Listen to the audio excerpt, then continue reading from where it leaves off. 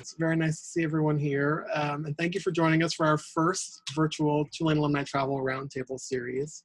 My name is Jared Bocage. I'm Senior Director in the Office of Alumni Relations at Tulane.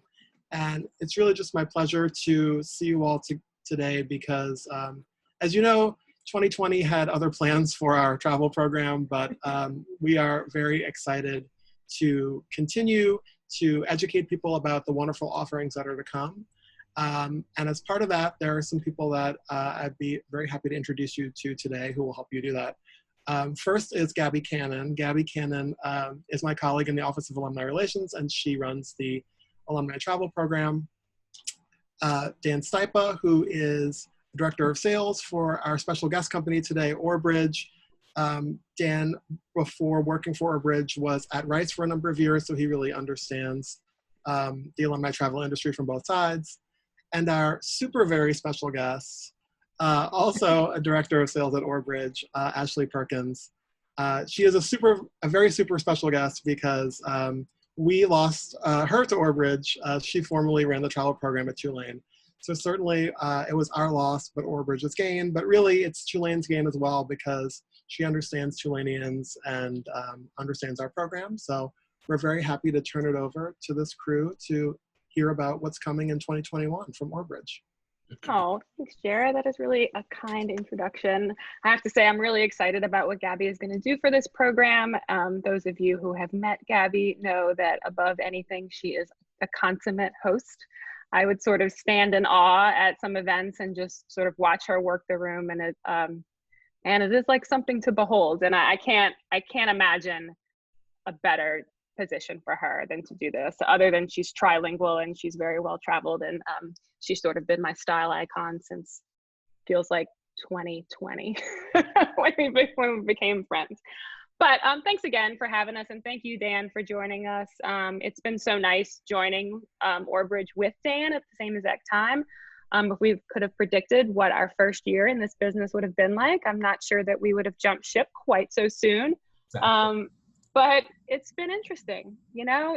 It's like been this crazy crash course in this business, and I don't know how many years we would have had to work here or work in this business and learn what we've learned. I mean, from how tour buses operate to terms and conditions. I mean, Dan has pretty much gone to law school at this point. It's pretty extraordinary what we've been able to learn in this short period of time. We've definitely had some tough days, but you know, we're looking ahead and we're seeing people book again. That's another thing I'll talk about, some trends that we're seeing, some really positive stuff. We're also going to talk about the elephant in the room, which is like travel. It's just like probably not top of people's mind right now, gathering, nothing. But I think you're gonna see that it's hopeful, I hope, by the end of this. We're also going to go through 2021, and I'm going to show you what we are going to be offering through Orbridge and Tulane. Uh-oh. Oh, there we go.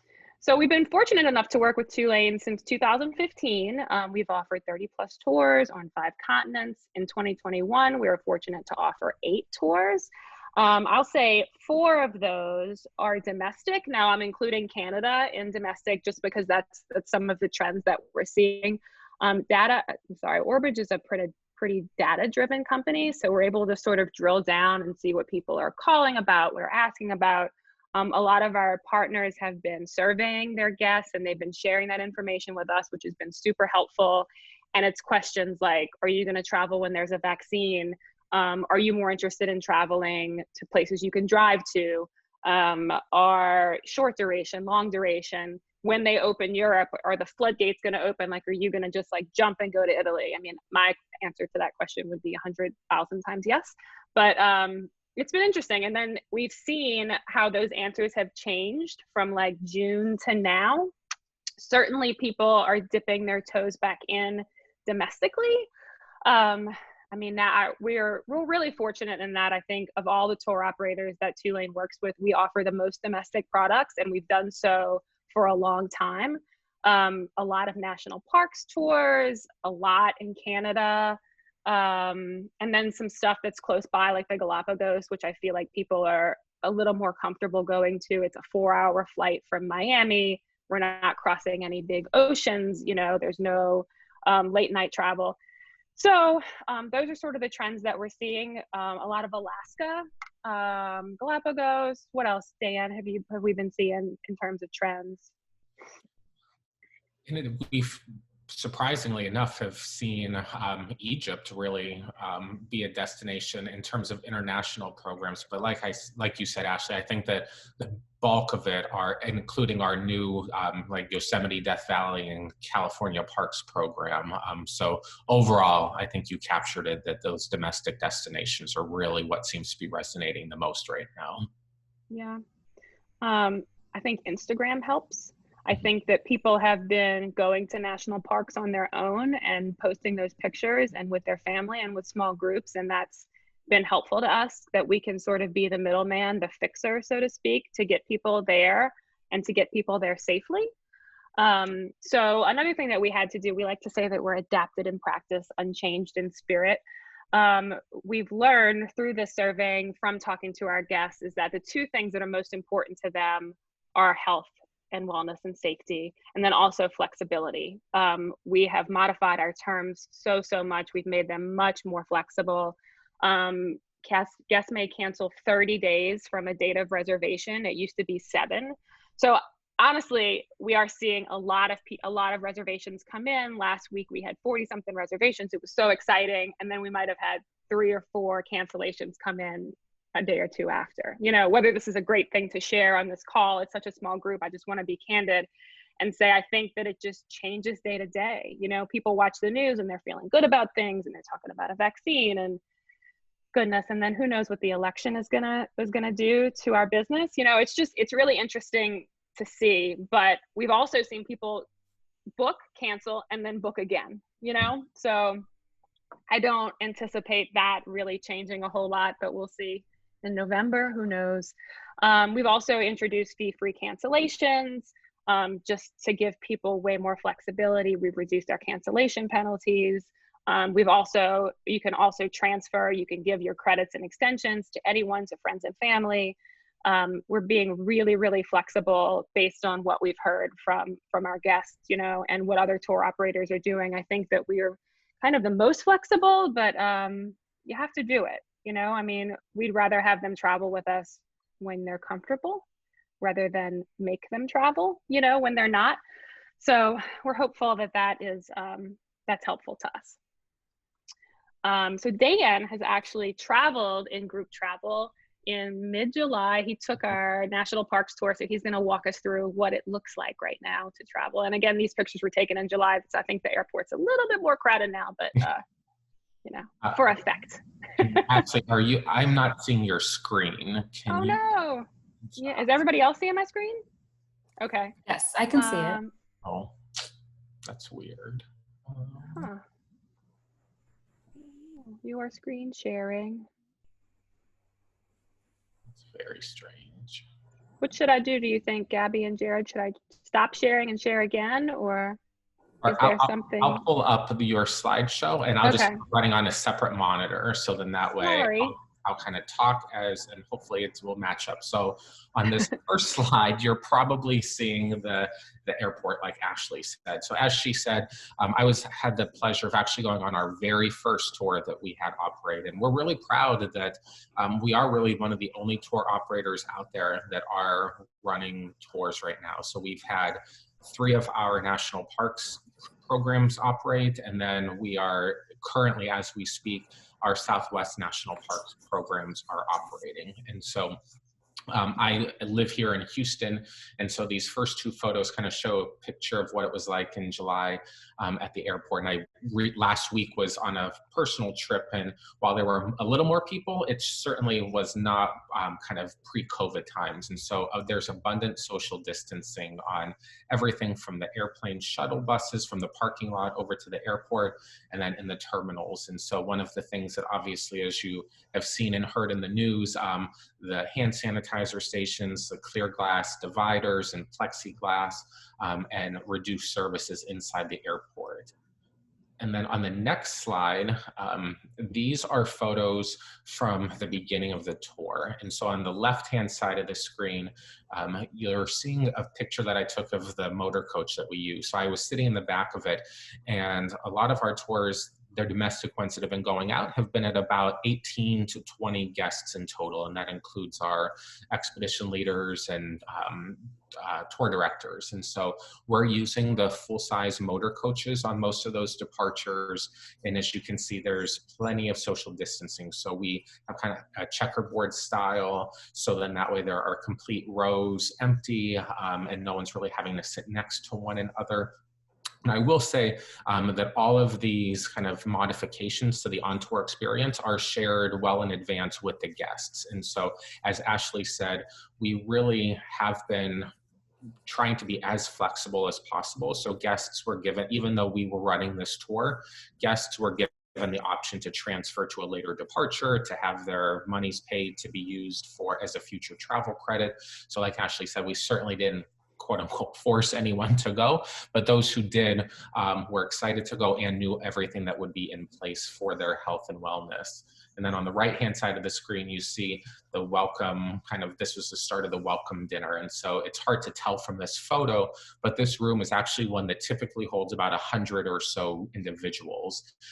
And we have all of our spaces set up with minimal people per table, ample space in between them. And one of the things that does look different, especially if you've been on group tours in the past, are, for the most part, buffets are a thing of the past. And so in the back of the room, you see in that photo, it looks like there's a buffet there, but anything that would typically be a self-serve meal or environment, those are replaced with served meals or staff members that are providing you your food, your beverages, refilling your drinks, really just to minimize the number of shared touch points. So then that way that we don't have like the utensils that are being shared or anything like that. And so on the next slide, these are some photos from one of the sites that we visited on tour.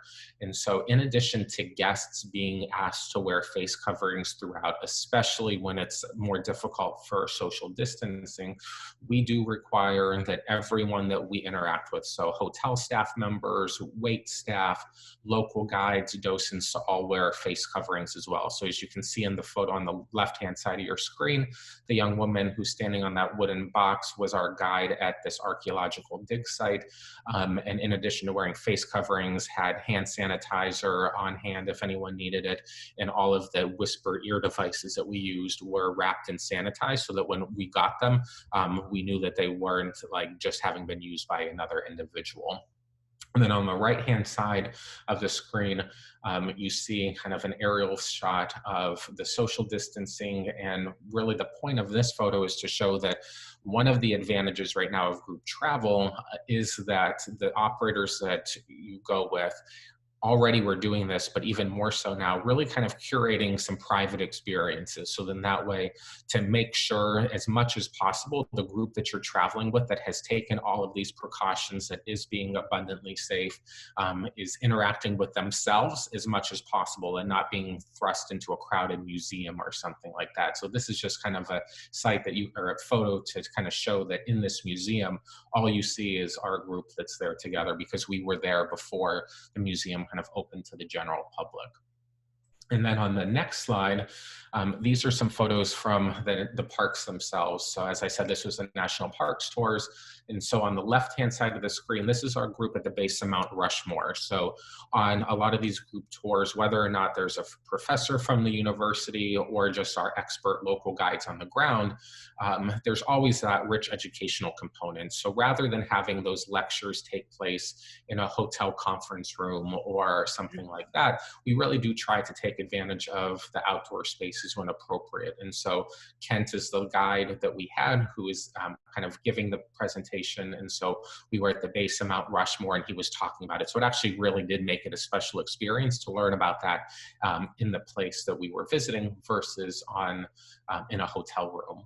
And then on the other side of the screen, like Ashley said, there really are minimal crowds everywhere that we visit. So we were literally the only tour bus everywhere that we went.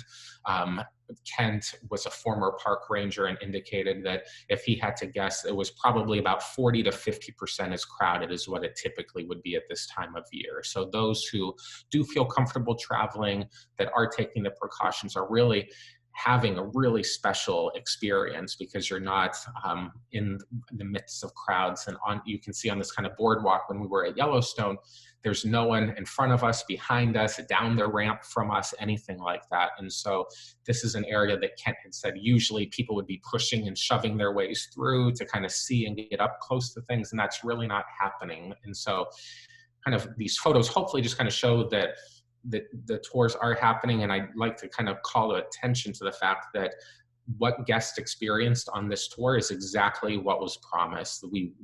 Nothing was missed. We didn't have to remove a part of the itinerary or anything like that.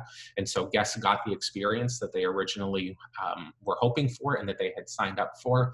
And if there ever are any modifications, that's kind of one of those new things that's happening, that we let the guests know well in advance. So we did have to change one of the hotels on this property. So guests were informed of that so that they weren't caught off guard, but the essence of the tour remained the same. So hopefully, in a nutshell, it kind of captures what it looks like to be on one of the tours now, to show that travel is possible, and it's possible to do it safely with the proper precautions. So hopefully that kind of whets your appetite for what Ashley's going to start talking about in regards to 2021. Yeah, so we'll go through it briefly. I know I'm just keeping track of time. I don't want to keep everybody. I won't go through every aspect of the tour, and we'll kind of go back and forth depending on who's sort of been there. Dan actually also got back from the Galapagos not too long ago, so he'll talk about that. I'll start with Egypt, one of my favorite places in the world. I've been there twice. I'm really proud and in love with this tour. It's in March. Gabby was sort of intrepid and saying, yeah, let's try to market it. Let's send this out. And we've gotten a few reservations for it. And I gotta be honest, I was a little surprised, but we did. We have a full group of Tulaneans going in March that had to be postponed from last year, plus a couple of new reservations. I can't say enough about this tour. It's just the way to see Egypt. The properties are the most deluxe. It's sort of fast and furious on both ends. You start in Cairo, you end in Cairo, but you go from Cairo to Luxor and you see all the antiquities, right? You go to every museum, you go see the pyramids, you go and see the Sphinx, you see everything that you're supposed to see in Egypt. And it's really kind of a furious pace. And then you get on this dahabiya, which is a Egyptian sailing vessel, and you just, for lack of a better term, just chill. It's like a really slow paced middle. It's so picturesque to just float down the Nile on this outdoor. So if you see up at the top right, all of your cabins are going to be at the bottom. They all have a giant picture window, and then all of the meals, all of the lectures, the music playing in the evenings, it's all al fresco. It's always pretty much lovely weather in the evening. Dan and I actually went, I think, kind of during the off season, and I think at one point it was like 111 degrees. So I wouldn't suggest when we went, but it was still pleasant at night. You still even had to have a little sweater on. It's desert climate. It's temperate.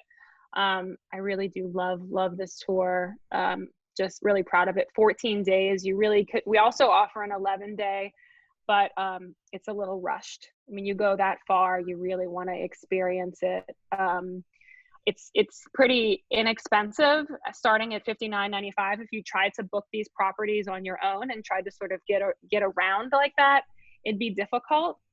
We also offer, there's a brand new Egyptian museum that's opening soon, and we have special access to that. I mean, the little extras and the immersive experiences that we have in this tour are really, really unmatched. I know a lot of our competitors offer it, but I think ours is the best. And then what else? Galapagos. So Dan just got back from Galapagos a little while ago, and I'm actually taking my son, Dylan, who, Marilyn, I think that you've met and everybody else knows maybe. I'm taking him. We're supposed to go possibly during Thanksgiving, but we're sort of just waiting and seeing, but he's dying to go. He's a nature kid. Yeah, so as Ashley said, I was just there in February of this year on this same itinerary, and it really is spectacular. And the thing that is really special about this tour is that you're sailing on a privately chartered 40-person vessel. And so it is only Orbridge guests that are on board this tour. And because the vessel is so small, the captain and the naturalists that you're traveling with, there's generally about 3 naturalists, that if any of them, or any of the guests for that matter, see any wildlife kind of swimming by or anything like that, the captain is able to kind of stop the boat in its tracks, so to speak, and you can kind of get out and experience. And there's, as you see in the photo, there are all the water sports available for you that are included. So you're able to go kayaking, snorkeling, swimming, glass bottom boat ride.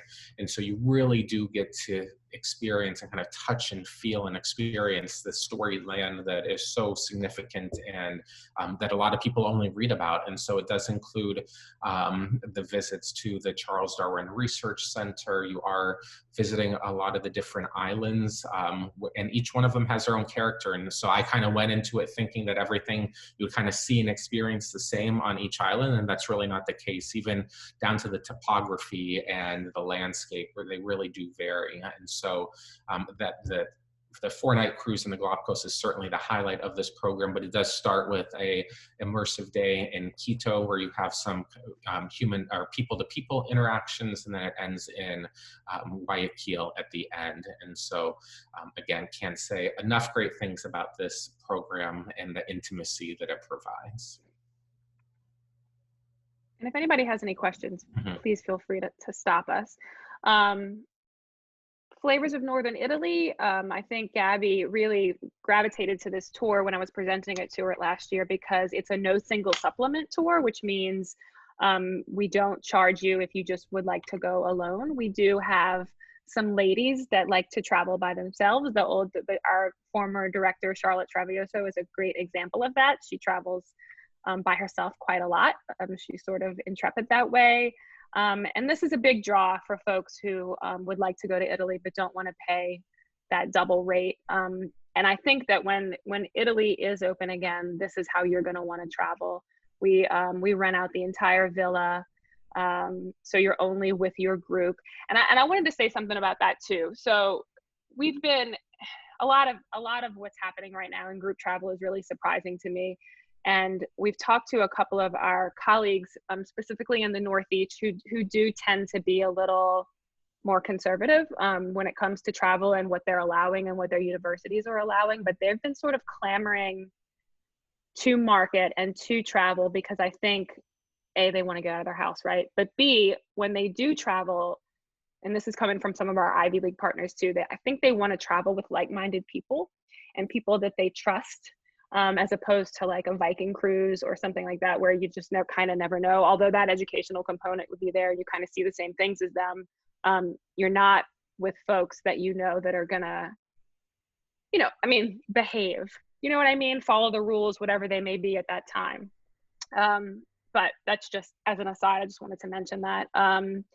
So Flavors of Northern Italy. It's 9 days. It is you arrive in Verona and you depart Verona. You stay, it's a olive oil farm and a vineyard. It's fantastic. You really immerse yourself in the culture. You take a cooking class. Every day you go by deluxe motor coach to different villages. It's really fantastic, and it's gotten a lot of attention lately. So we're excited about that. We had to postpone a couple of departures to next year, and then we've had some new bookings coming in. So it's very exciting to see that people are thinking about Italy again, thinking back to kind of this is where this started. I mean, Italy was one of the ones that were in the news, first. So I think that, there's such a warm and lovely people. I feel for Italy, and I'm excited that people are excited to go back. And I'll also mention that some people, and Gabby, I wanted to tell you this, since it's a small group, Martin from Georgia Tech, he has I said, how do you connect with your people, your men and ladies who want to travel by themselves? And he goes, I have a listserv, and it's called No Jacket Required. So he just, which I thought was adorable. So he sends it out to all the single ladies who like to travel together. Kenya. I can't remember who was going to talk about that. Was that me, Dan? Yeah. This has been really popular for us too, which has been a little bit surprising for me. I think Africa in general is just one of those bucket list destinations, right? It's like Antarctica, it's like Trans-Siberia. And if you want to go, you're going to go, right? And you kind of don't care. You want to go when it's safe and when you feel like you can go. Kenya, we've done Tanzania for a long, long time, and people have just sort of asked us for Kenya. So we put it together. It's 11 days. It starts at $59.95, which is really affordable for that part of the world. It's super deluxe. Everything that every place, every property that we stay is very high end. Every single day you're off, you're exploring. We guarantee you see the big five, you know, what they say, the rhino, the leopard, the elephant, the buffalo, and the lion. So yeah, it's just your general safari, but it's really, really high end properties. And of course, we send expert naturalists and guides throughout. And Toronto to Vancouver, we started this because we saw an uptick in train travel, and we're seeing that now.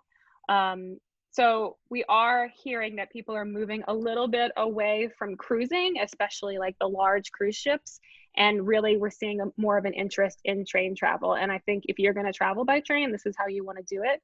This train that we have, it's 30 cars, but there are only 2 prestige cars, and we have full access to those prestige cars.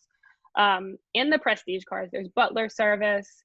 So you have, it's a queen bed, you have a giant picture window in front of you, and you'll see it when you get the catalog. It folds up into a couch. When I say prestige service, it's like you push a button on the side and at any time of the day and night and say, I want some brie and a glass of rosé, and it like comes to your door. Also, you'll see in the left is a dome car. So our guests are the only people who have access to this dome car, and it's like 360, it's expansive views, and there's a bar cart. I mean, it's definitely a luxurious way to see all those provinces of Canada. You see that maybe the largest swath of province, I believe you see all 5. It's $59.95. It's 7 days. I can't wait to do this tour. I never knew how much I would appreciate Canada until I worked for Orbridge, but our boss has sort of an affinity for North America, so. But I love it. It does really, really well for us. I can't tell you how perfect I think the tours that Gabby chose for 2021 are. I think they're going to really do well, and I think she knows her alumni really, really, really well. National parks, this is the one that Dan just got back from, so I'll let him talk about it. Yeah, so this tour is kind of one of the signature programs that Orbridge has had for a really long time. And so with these national parks, the key thing about this program, oftentimes with domestic programs, what we sometimes see is that guests will try to put it together on their own and see if they're able to kind of recreate the same type of experience. And it's nearly impossible, especially with the national parks programs, because we are staying in the national parks properties that often have to be reserved years in advance. Many of the departures, if not all of them, are led by former national park rangers. And so you're getting really exclusive insight into what you're seeing, not only from the wildlife that you're experiencing, but just about the national parks in general and the impact and the role that they have in our kind of nation's landscape and fabric. And so with this program, it's a 9-day program that starts in Rapid City and then continues through, so visiting Custer State Park, Mount Rushmore, Yellowstone, the Grand Tetons, and then ending in Jackson Hole, Wyoming. And so with this program, it's not one of those, sometimes when folks go to these destinations, they really want to make sure that you're kind of out experiencing it, and you definitely are in this. And so while certainly you are kind of on a bus, like as you're transiting from point A to B to C, there are an abundance of opportunities to stop, and you get out and you get to go for walks and you get to take photos kind of up close and personal, so to speak, of course, safely and minding like the distance that you need to keep from the wildlife. But you're not just kind of in a bus taking a bus tour of these areas. You really do get to get out and experience it firsthand. And so it was always on my bucket list. And I think that that's something that, as Ashley said at the beginning, we are seeing folks, at least right now, kind of gravitating towards the North American product. And part of that, we think, and what we've heard from guests is that these have been on bucket lists for a really long time, but folks have been checking off the international bucket list destinations. And so kind of in a way are being forced, so to speak, to re-examine those closer to home bucket list destinations. So if this is an area of the country that is on your list and that you want to explore, this is certainly the high-end way to do it and to have that really intimate experience. Yeah. Like, I think if anything good comes out of this, and I mean anything, is that people are going to be exploring their backyard a little more, which I'm excited about. You know, I talked to this guest the other day who has a travel credit with us, and she had canceled, I think, Northern Italy. And she said, you know, I don't know why I kept thinking that I have to cross an ocean to see beautiful things. So we talked about, we're actually sending her on our Northern Lights tour next year. India. So India is a destination that we were gonna offer in 2020, but that didn't happen. So it actually gave us an opportunity to kind of step back and sort of go through this program with a fine-tooth comb and sort of pivot a little bit about what the future of travel might look like. As you know, there's not a whole lot of opportunities for social distancing in India. It's pretty crowded over there. So we really have like gone through it step by step and looked at opportunities to make it, I mean, we hate to use the word safe because it's so nebulous, but safe, you know, we're safer. We still stay in the same higher end properties. We're going at really at peak season times, but we've adjusted things like the times that we go to the antiquities. For instance, we're gonna go see the Taj Mahal at dusk and at dawn, which is not only wonderful for photos, it's nobody's there, you know? So there's opportunities like that. It's also everything that we do sort of like weaves in some natural history and nature. And we do go to Ranthambore National Park and see tigers and foxes and mongoose and butterflies and everything else. So it sort of hits on every box that you'd want to see. If you're interested in just going to India to sort of be immersed in the culture and the food, we do that. If you're kind of looking for a spiritual experience, there's a little bit of that too. I think everybody does a little eat, pray, love, you know? There's some yoga you can do over there, but we do make sure that you get out in nature and you're able to sort of like explore safely. I'm really proud of this program. I'm dying to go to India. And then Antarctica, we just pivoted to 2022 due to circumstances beyond our control. We had to sort of cancel our 2021 departure and move to 2022. And honestly, we had some intrepid travelers who were unhappy. They really wanted to go. You know, like I said, if you want to go to Antarctica, you want to go to Antarctica. You've made up your mind, you're going to cross this Drake Passage and you're just going to do it, right?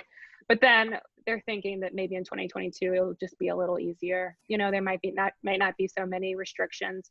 I would like to go on this. I always say when we're at these, you know, amongst travel people, you always ask, what's your favorite place you've ever been to? And almost without fail, people say Antarctica, like travel directors and planners, and they say it's the closest thing you can be to like on another planet. It's so different. It's just extraordinary. I mean, you feel like you're the only person in the world and you feel like the sky is right there, you know? I personally get very seasick, so I'm just a little nervous about the Drake Passage. I will say that the reason why we picked this ship is for people like me. It's an X-bow ship. It's supposed to cut right through ice. It's also pretty fast. So you get through the Drake Passage about 75% faster than you would on another ship. And it also travels on see if I get this right, on the crests of the waves as opposed to the troughs. So it's supposed to keep you steady, which again makes it talks me into a little bit more. I would prefer to just be gently placed on the Antarctic Peninsula, but we're not offering that yet. I will certainly let you guys know when we do. Oh, and then this was taken. So Antarctica is cool in the sense that it's also, it's kind of as active as you want it to be. So it sort of speaks to all age ranges. We've had a lot of people that are like taking generational trips and taking their grandkids and their kids. And then, because you can go off in skiffs, you can go off in kayaks. This was actually taken, this footage, and forgive me, it's a little wobbly. It was taken from a skiff.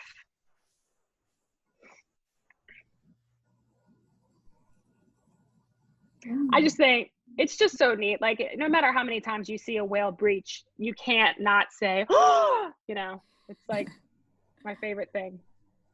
So yeah, that's all for I think for 2021. And just all you folks, that have joined us. If you'd like to book in the next 2 weeks, you get $125. And maybe, Gabby, we can work something out since we had a kind of a small group. Maybe we could, you know, if you want to send this out to someone, or, you know, the recording, we can chat about it. But yeah, that. And then that's Dan and I's Christmas card picture. We were on our Polar Bears tour, and I think it was -7. So we were on the back of our bus. Oh yeah, it was great. So are there any questions for Dan or I?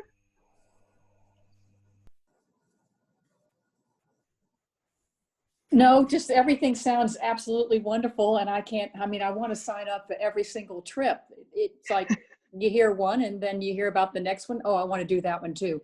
And then the next one. So yeah, I wish I had all the money and time in the world and that COVID would go away so that I could do this all year round. Well, thanks, Mary Lynn. I hope you do. I hope you join us sometime soon. I would love to. So we'll just have to see how things go. If the question is which one. Yeah.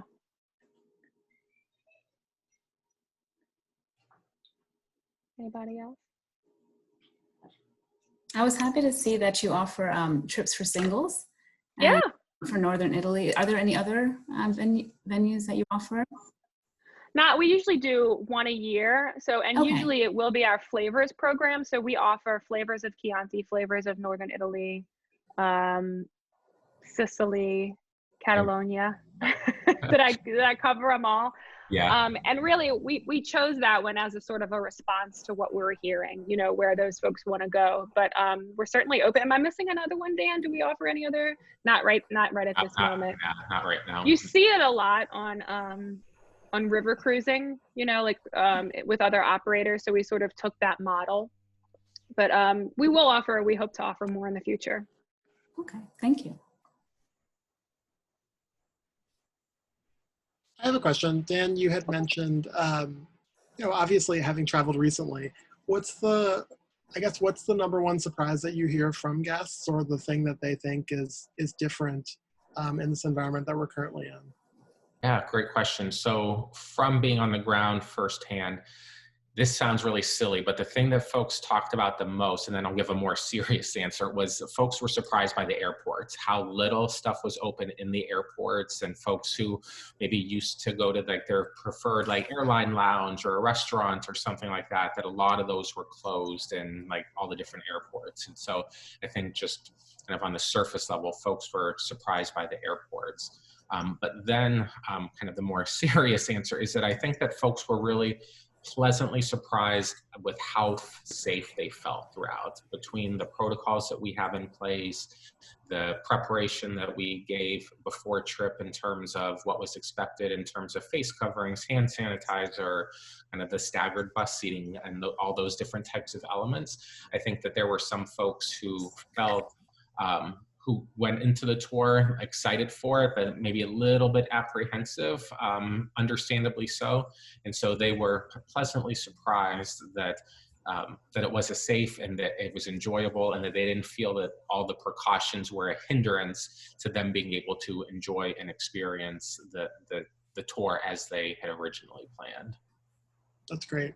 And really, I was really so pleasantly surprised to hear that you've been able to maintain the tours as you offer them, as you have put them out there. That's must be an incredible amount of work to doing that. Our operations team is sometimes we think that they're doing magic, but yeah, it was really phenomenal to see all that they put into making it the same experience that it was supposed to be.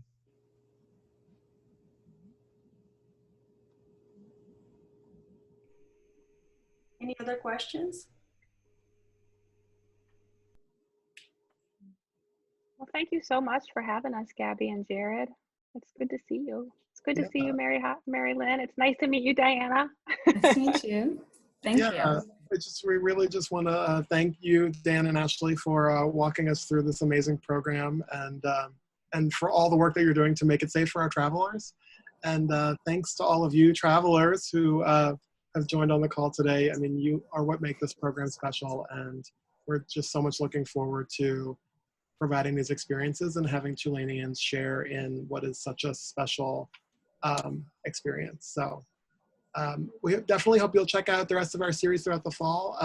Next month, we'll be chatting with another tour company, and we also have another lecture. So we're sort of alternating practical information with sort of a little taste of what is out there to experience. And thank you, Gabby, for pulling that up.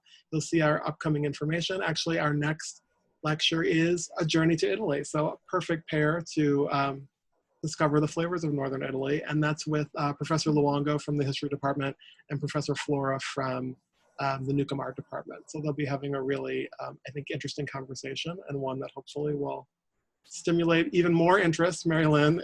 Yes, I'm afraid so. It might help you decide between so many wonderful options. So no, Mary Lynn, you can't go to that one. Sorry. I think I probably already did that one, so I have to do a few Orbridge trips. Very fair. Well, in any case, thank you all again for joining us, and we hope to see you soon. Thank you so Thank much. you so much. Great to see Have a good y'all. evening. Great to see Great you. to see you, and y'all did a Bye. great job. Great presentation. Thanks. I agree. Bravo, Jack. Thank you so much. Bye. Bye, everybody. Bye. See you next time. Bye. Bye. Have a good evening.